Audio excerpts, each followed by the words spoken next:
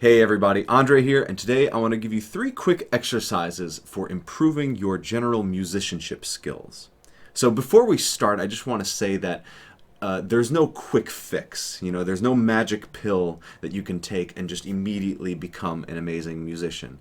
It's going to require work, it's going to require effort, but I can almost guarantee that if you do these exercises, do a variety of exercises, but do these 3 exercises and you're going to be better. And as long as you do them, 5 minutes a day, 10 minutes a day, you're going to feel the results.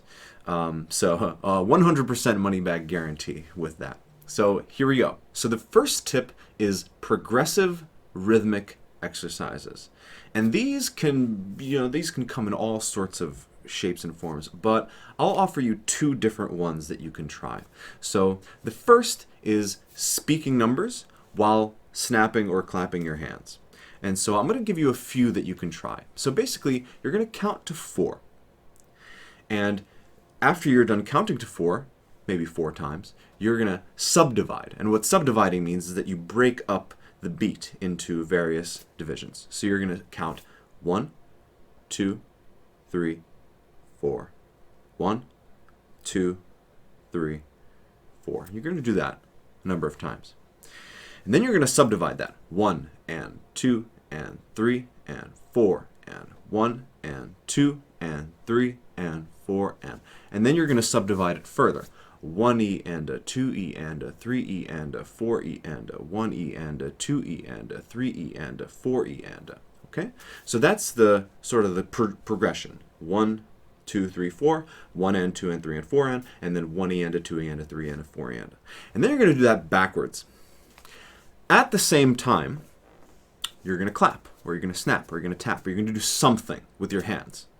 You're going to go 1, 2, 3, 4, 1 and 2 and 3 and 4 and 1E and a 2E and a 3E and a 4E and a, that kind of a pattern.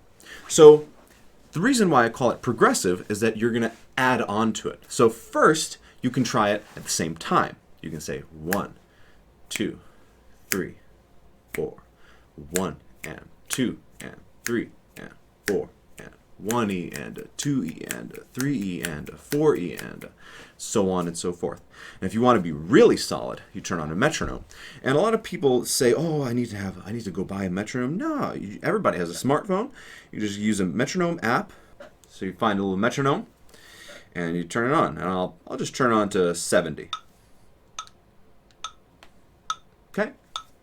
And let me show you this exercise that we're going to do. So I'm going to speak and I'm going to count with my snaps. And so you just see how we do, okay? Here we go. 1, 2, 3, 4. 1 and 2 and 3 and 4 and 1 and 2 and 3 and 4 and 1E and a 2E and a 3E and a 4E and a 1E and a 2E and a 3E and a 4E and 1 and 2 and 3 and 4 and 1 and 2 and 3 and 4 and 1, 2, 3, 4. 1, 2, 3, 4. So you see how that works? You snap or you clap or you tap or whatever at the same time that you speak a rhythm. Okay? And that's what makes it progressive. One is constantly sort of catching up to the other, and one gets faster while the other one stays, and then it sort of catches up. And then you go back in the other direction. You can do it all sorts of different ways. So let's try one together. Okay? So here's how this is going to go. I'm going to snap and count at the same time. We're going to do the exercise twice, basically, each time. So we're going to start by counting and snapping at the same time, or counting and clapping, or count and tap something. Doesn't matter. Whatever you want. Okay? And then each time, the voice is going to increase first, and then the snapping or clapping is going to increase, and then it's going to go like that, and then it's going to go backwards. Okay? So let's try it. The beat is 60. We're going to do it together. I'll give you 1, 2, 3, 4, and then we're in. Okay, here we go. Together. 1, 2, ready, go. 1, 2, 3, 4. 1, 2, 3, 4. 1 and 2 and 3 and 4 and 1 and 2 and 3 and 4 and 1E and a 2E and a 3E and a 4E and a 1E and a 2E and a 3E and a 4E and a 1 and 2 and 3 and 4 and 1 and 2 and 3 and 4 and 1, 2, 3, 4, 1, 2, 3, 4, 1, 2, 3, 4. You can do it all sorts of different combinations. You can have the hands go fast first, you can have the voice go fast first, but it's super simple, and you can do that a variety of speeds, and it just basically gives you two very important skills.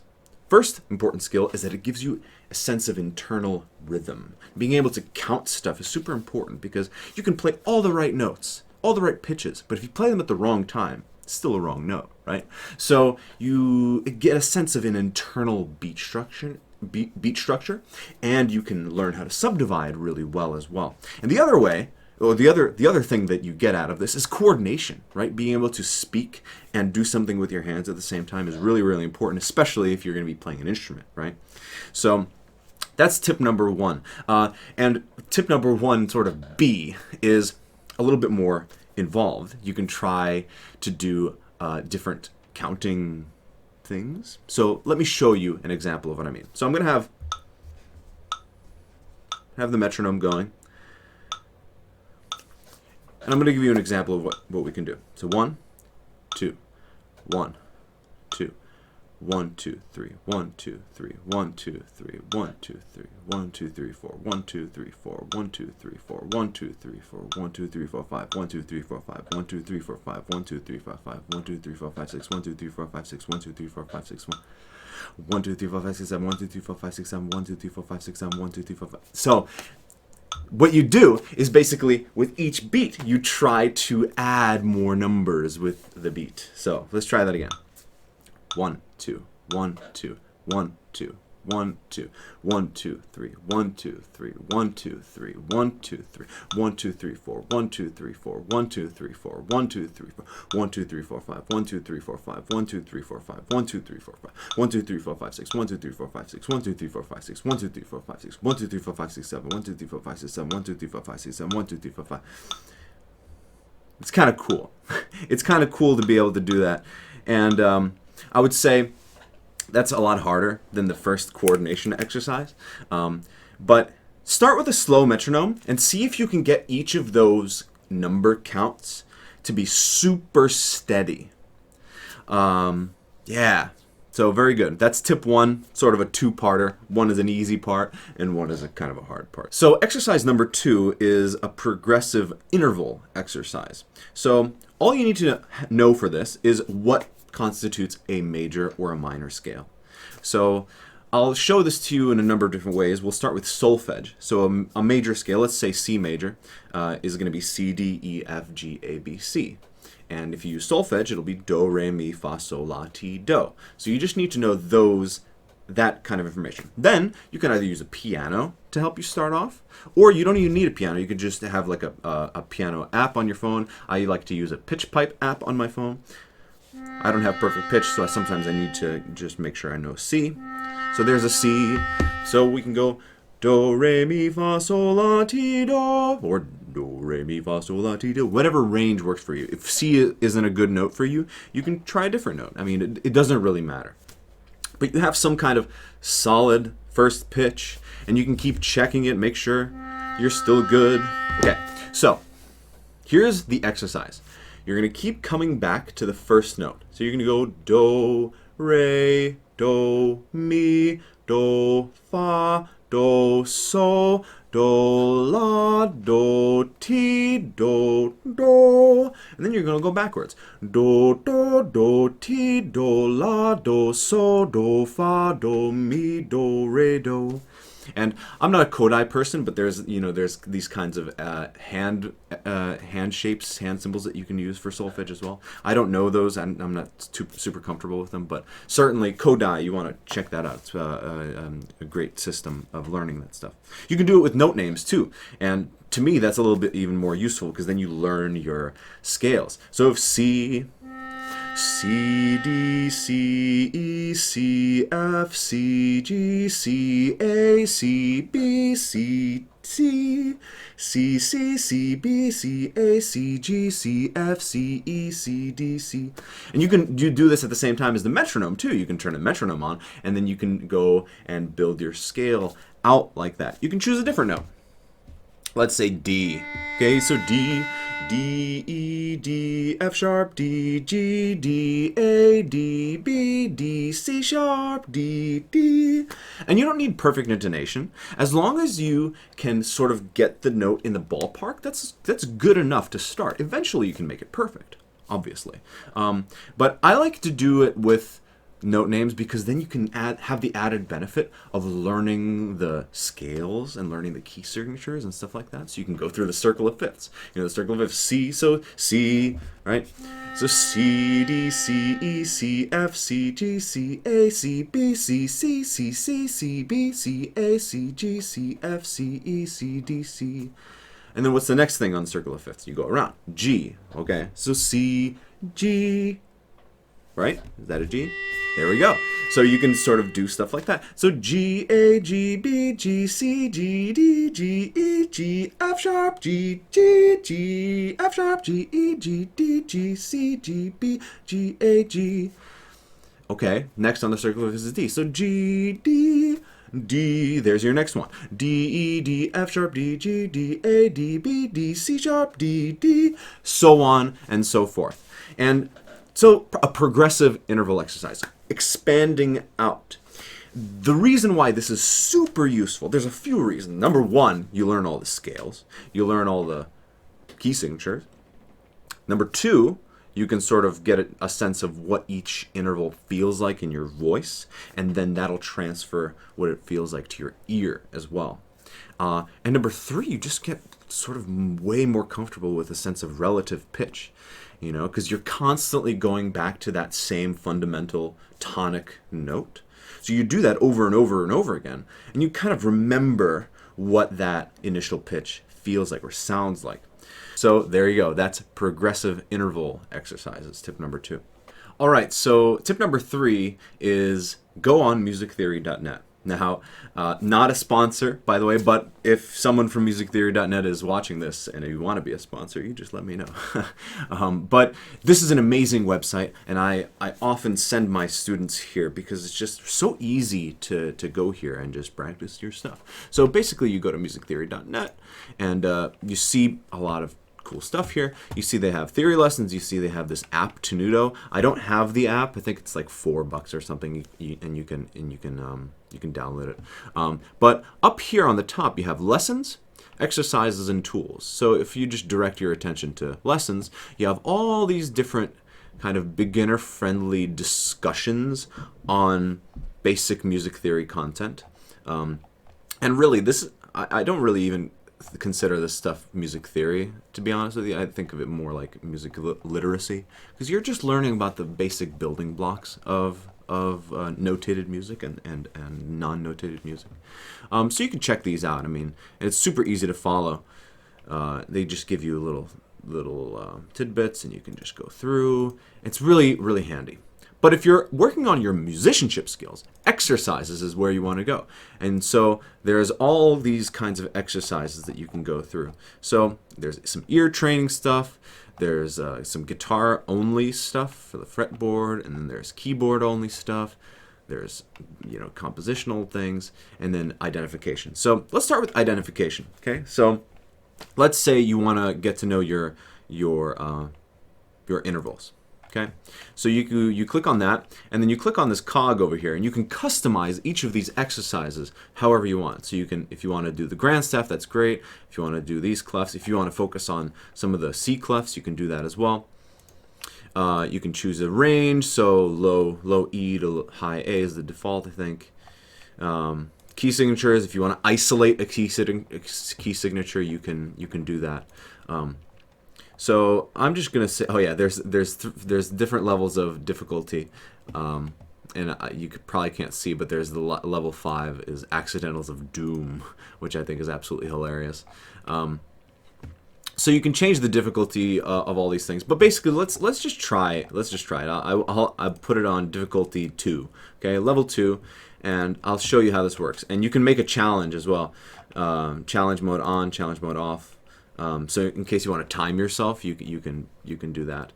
But I'm gonna just remove the challenge mode real quickly. Challenge mode is off. All right, let's do it. So here we have an E and an A sharp. So this is a compound interval.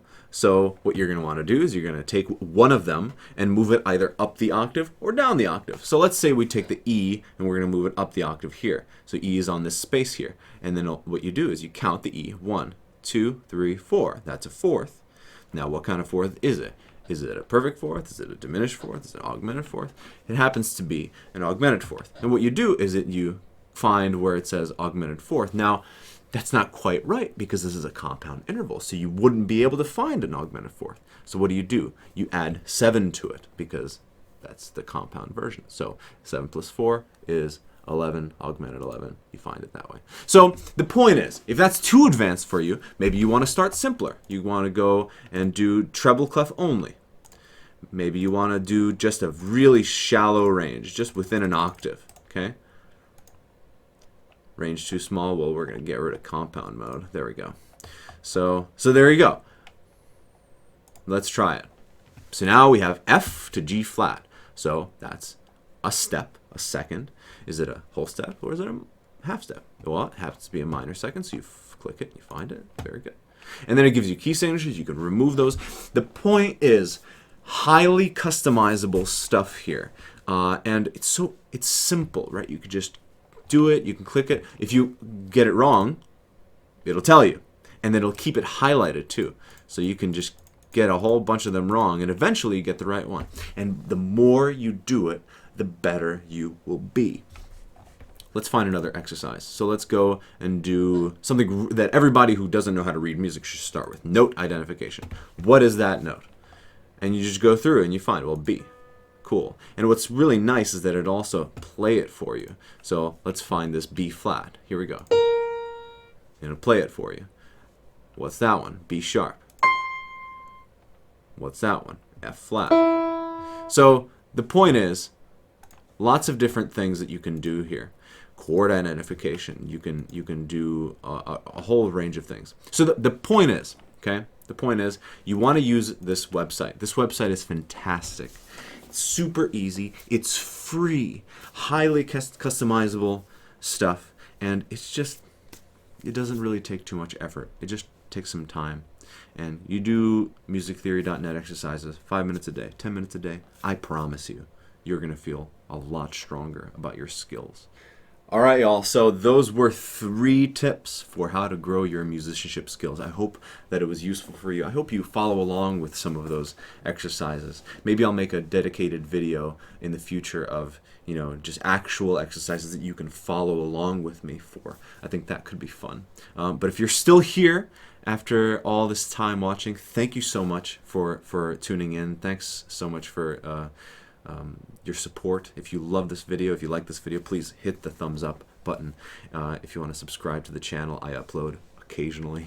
I'm not the most consistently uploading YouTuber, but I'd like to think that when I do upload, it's something good. So if you want to subscribe for more, that would be really great. I am trying to grow the channel, even though I'm a little bit inconsistent with my uploads. So thank you so much for watching, and I hope you have a wonderful day, and I'll see you in the next video.